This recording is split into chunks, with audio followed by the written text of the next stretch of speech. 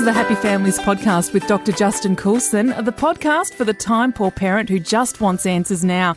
And for this particular episode, we're catching up with a conversation that Dr. Justin Coulson had with Kindling on the very important topic of how to protect your kids from inappropriate content online.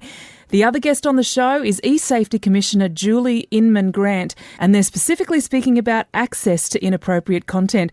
We pick up the conversation as it's hosted by Siobhan Hunt. Justin, I know I always start our conversations with this statement of fact, but you have 5 children. No, I have 6. I have 6. I know, so every time I get this... Although on any day it could change depending on whether I'm feeling frisky or whether I've had enough of the kids. All right? You know? I always, whatever it is, it's more than 2, so I always mention it. Have your children ever stumbled across something inappropriate? Not only have they stumbled across inappropriate content, I mean, we know, we just know. The research tells us... Now, of course, you're not allowed to ask an 8-year-old or a 10-year-old whether they've been viewing pornography. That's not ethical. Researchers can't go and ask that question. But when we ask people who are 18 and above at what age they were first exposed to pornography, we know that they're being exposed. The great thing for me is that my kids, they're all girls. Girls are less likely than boys to be exposed to explicit material. Only one has been, and she was most unhappy about it. And the other ones are really open about talking about it, and they haven't been, which is great.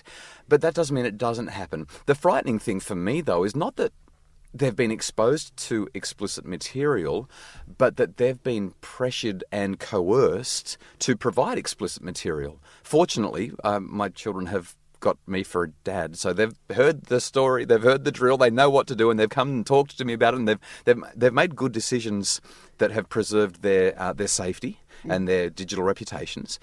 But boy, oh boy, you know, when you have your daughter come to you and say, you need to see these text messages that this person has sent me, or I screenshotted this Snapchat, or here's what's been happening on Instagram, and they show you the coercion that's coming from boys who are 13 years old, or when your daughter jumps in the car after she's met up with some friends in the mall, and she says, guess what? I just got a message. I met this friend of a friend in the mall. I Facebook friended him on the spot because he's a friend of a friend, and I know my friend and trust my friend, and so therefore they're all friends. And Facebook's changed the definition of friend, so now we're friends. I've known him for 5 minutes, and he's already asked me how far I'll go or whether I'll send him a nude. This sort of stuff. It's so present, and a lot of parents are saying, it doesn't happen to my kids. And it's, well, you're not talking to your kids, number one, or maybe your kids are lucky, number 2, or number 3, you're not aware of it because you don't think it's out there because it's not happening to you. But let's take a step back and remember that you are 40 plus years old, and the people who are doing this are not looking for you, they're looking for your kids. So the material's out there, the risks are out there, and it happens... not to everybody, but it certainly happens across the board. This is not unusual behaviour. Can I ask, Justin, the daughter that was exposed to the content, how old was she at that time? Yeah, she was in her mid-teens. Okay. And when you speak about the drill that you give them as a parent, you touched on it there. At what age did you start the drill? This is a controversial question. I get in trouble consistently for suggesting that we start much earlier than most parents are comfortable hearing me suggest that that's the age that it should be. So, based on evidence, it seems that children are being exposed to pornography, on average, male and female. The average age of exposure is around 10. It might be 9, it might be 11. We kind of don't know because it's hard to get good data. Julie might shed some light on this. I don't know if you've seen data that I haven't seen on this, but it seems to be about 10-ish. For Australian boys, 11 years old. Right. Okay. Yes. So somewhere around there, and girls will be older. We have girls being exposed at much ages, and when I go into schools and give talks on this topic, I take a snap poll, and I just say to the boys, usually they're all 16, 17, 18. I'm like, okay, well, just put up your hand. Was it younger than 10? And a handful of hands will go up. Was it 10? Was it 11? And usually it's somewhere around that 11 or 12 year age group, but there's plenty that are still putting up their hands at younger ages. So I recommend to parents that they start talking about body safety and just what bodies are for and how bodies work, and using appropriate names for anatomy from the start. That they start talking about intimacy from probably around about the age of 6-ish. Now, I'm being really general here. Every family is going to be different. And that they start talking about procreation with more specificity around 7 or 8. And that they start talking about pornography before their kids are in grade 5. Because my guess is grade 5 is about the age of 11, which means that when my kids are going into grade 5, I want them to know what pornography is. I want them to know what explicit content is. And I want them to, the drill goes like this. Hey, have you ever heard of something called pornography? And kids will usually say no at the age of 10, even if they have heard of it, because they don't want to tell their parents that they've heard of it. And so we might spend a minute or two talking about what pornography is. And then the question will be, I know it probably sounds a little bit weird, but there are some people who are interested in viewing pornography. You know, there's curiosity. Have you heard of it happening in your school? So I start really wide. You know, is it happening at school? Do you hear anyone talking about it? And then I bring it in. I'll say, have any of your friends ever talked about it? Have any of your friends ever been exposed to it? Have they ever, been involved with it? And then I'll bring it even closer to home and I'll say, have any of your friends ever talked to you about it? Have you ever been shown it? Have you ever searched for it yourself? And so we're starting nice and wide so that they feel comfortable and they're comfortable talking in generalities, and slowly but surely we bring it into a nice specific point. And whether they have or not, it only matters from the point of view that you might change what you're talking about, but what matters most is what happens next. And that is when you say to your child, so if it ever did happen, what do you think is the best way to respond? Would you be willing to come to me and talk about it? Why do you think I'd be concerned about it? Where do you think the best place to go is to discuss things like this? And so you're really trying to empower them to come up with some good rules for themselves to make good decisions, not if, but when they're exposed, whether it's in grade 5 or whether it's in grade 9. The likelihood is that they'll be exposed. And so we're pre-arming them, and that's the drill. As they get older, once they're in high school, you start talking about Snapchat and Tumblr and Twitter and Facebook and Instagram, and you start saying, people might start approaching you. If somebody approaches you, these are the sorts of questions that they'll ask you. They might ask you what you're wearing, or they might ask you what you've got underneath what you're wearing. These are the kind of normal progressions that these conversations take. How would you respond? And you teach them, don't delete this. This is important that you keep it. We need to have evidence. And then you teach them that you must come and talk to a responsible adult. And this is how we kind of guide them through this stage, this phase. So, Julie, what Justin's saying, that's resonating with you and what your experience is at the Commission? Yeah, well, I'm actually thinking about the talk that I need to have with my kids right now. Like, for instance, my 5-year-old twins, I probably shouldn't be talking about the privates in terms of fruit. The peach, the banana, and mommy's pineapple. So maybe we need to talk about real anatomy. I look at the work I do at the Commission also as a lens of a parent, because parents are the cohort that we're really trying to reach. They're the most difficult cohort to reach. They're busy. They may be handing over the iPad as the digital babysitter, and they may not be engaged and involved in their kids' online lives. When my eldest daughter was 5 years old, she was enamored with My Little Pony, and we went on YouTube and we're looking for My Little Pony. And we found a different kind of pony ride, if you catch my drift. Yeah, so kids can stumble upon pornography. And it's not just that there's a proliferation of pornography or violent content out there. It's that it's incredibly violent. A lot of it is escalating. So it's not the garden variety pornography that we used to steal from, Dad's penthouse under the bed. There is wide, ready access to vast amounts of very violent, degrading, and concerning pornography that could impact our children's development. So, yes, it's definitely a concern for the Commission. Then when you get to the tween and teenage, of course, teenagers are programmed to be curious and take risks. And yes, they'll be looking for it. And so I wholeheartedly agree with Justin that we need to start the conversations with our kids early and often. We're trying to get them to develop more cyber judgment, better resilience, critical thinking skills, but to also have those open and honest conversations so that if they come across something that makes them uncomfortable or is confronting, they'll come talk to you or another trusted adult. Justin, I just want to bring you in there because one of the things that I keep thinking of when we talk about, if we're talking about the under sixes and like your daughters coming across, luckily they were with you when that happened, but I can imagine if children don't understand, if they're very young and they see something like pornography, regardless of whether it's violent or if it's just sex, that for a young child that could be quite upsetting. And I'm wondering if you have any advice for how parents can talk to their child once that exposure has happened. It really depends on the context, so it's hard to give general advice. It depends on the age of the child, it depends on where they were when they were exposed, how they felt about it. Most parents will tell me that when they've talked to their younger children, that the kids will often say things like, I kind of felt a bit icky.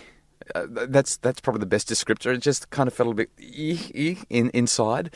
But there's also, for many children, not for all, but for many children, there's also a real curiosity. And so from a parenting perspective, what we want to do is encourage the conversation, which means we can't shut it down, we can't be critical, we can't be angry. We might be inside seething that there are people out there who are literally targeting children with this material for whatever inappropriate and foul and sick reason.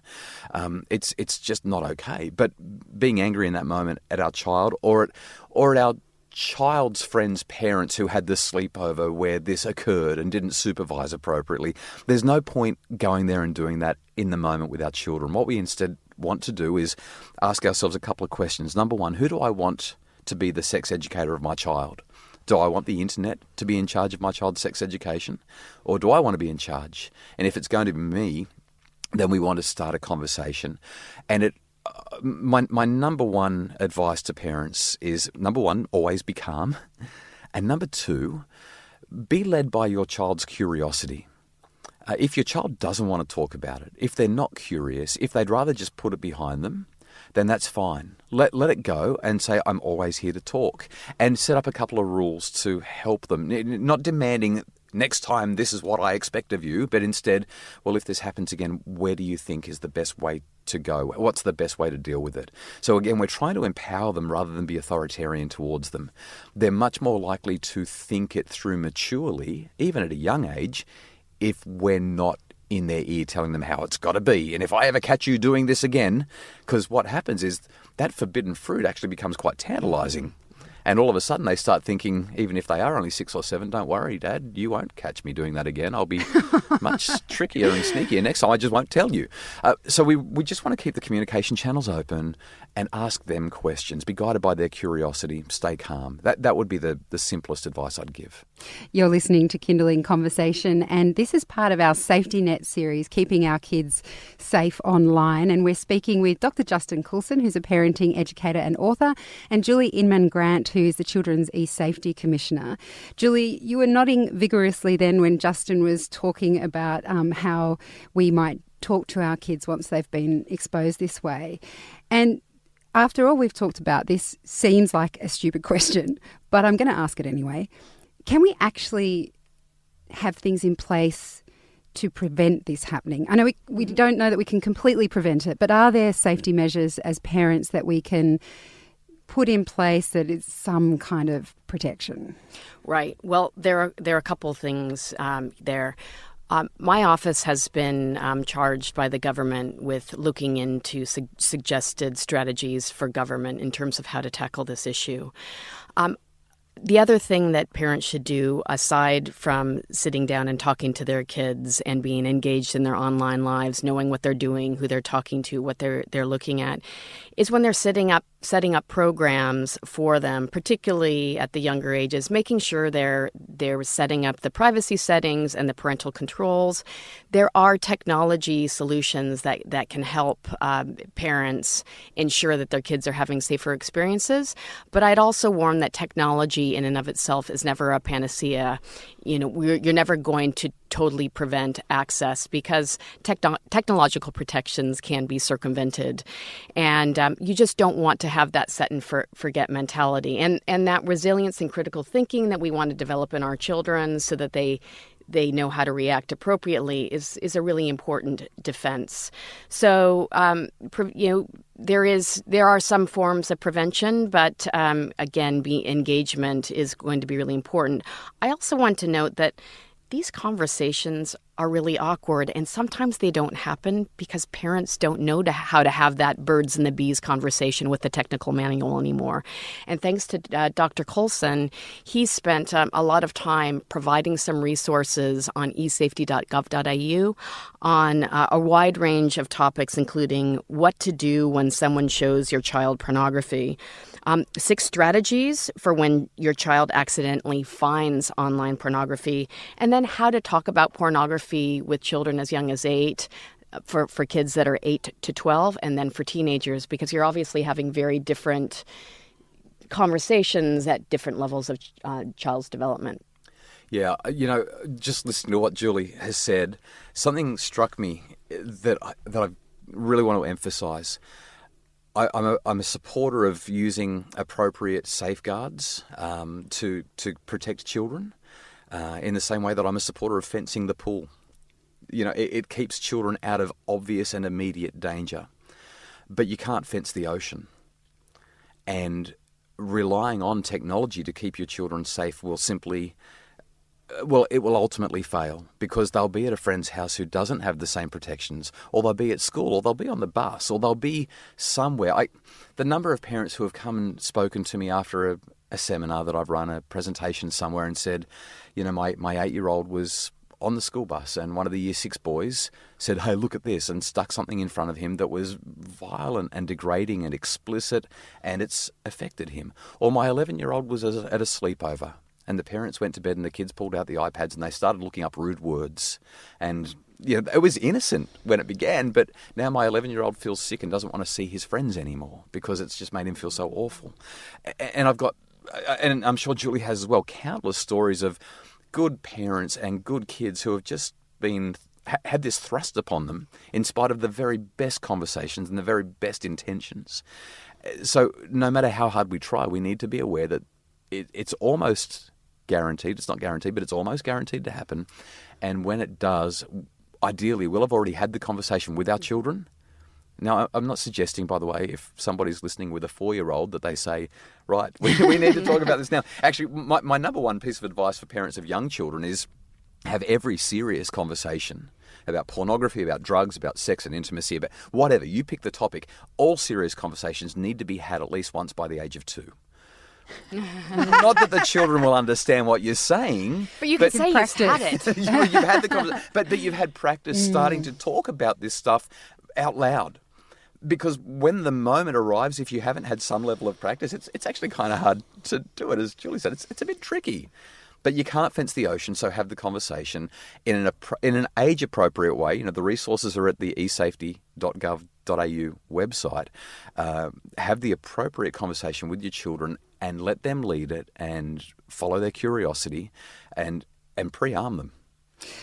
We've got so much to think about just in this one episode. Justin, Julie, thank you so much for coming in. It's been a pleasure. To find more resources, jump online at happyfamilies.com.au. And if you're interested in having Dr. Justin Coulson speak for your organisation or event, you can find those details at justincoulson.com.